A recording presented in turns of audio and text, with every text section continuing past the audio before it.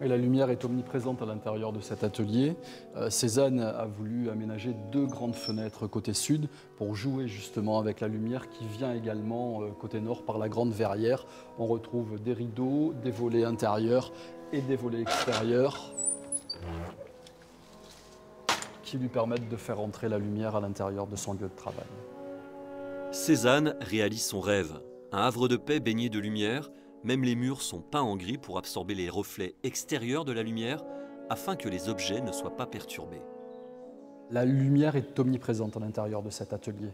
Elle pénètre par la grande verrière côté nord, classique, comme on la retrouve dans tous les ateliers d'artistes.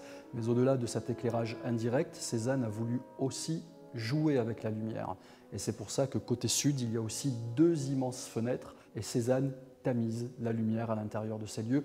Elle est fondamentale pour lui, je dirais qu'il travaille presque comme un photographe. Il est persuadé que les objets se parlent à travers la lumière. Un lien presque invisible entre toutes les choses.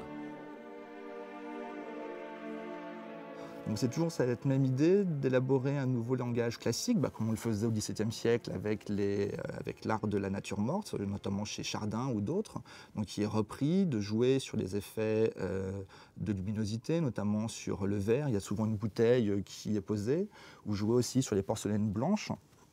Et c'est l'occasion pour lui de contrôler ces différents effets lumineux et de les reporter sur l'ensemble de la toile. Et ainsi équilibrer les masses entre ce qui est sombre et le plus clair.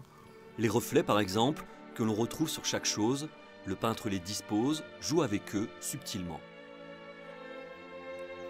Cézanne peint le matin à l'atelier, l'après-midi il pose son chevalet sur les routes de campagne, mais il va peindre plutôt par temps gris. Encore, la lumière transforme la peinture. Le ciel provençal est riche de sa couleur bleue. Et ce bleu, du coup, présent dans la toile, accentue les contrastes avec des couleurs complémentaires. Lorsque Cézanne met un orange ou un jaune à côté d'un bleu, effectivement, c'est par la couleur qu'il va construire la perspective à l'intérieur de son œuvre. La Sainte Victoire, l'aboutissement d'une vie, d'un travail, Cézanne trouve enfin sa voie.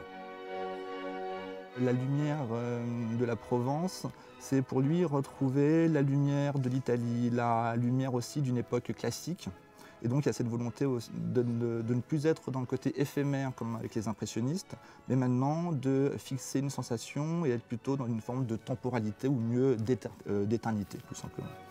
Au pied de la Sainte Victoire, pris dans la lumière, Cézanne invente une nouvelle forme de peinture, dépouillée, épurée, la peinture du XXe siècle.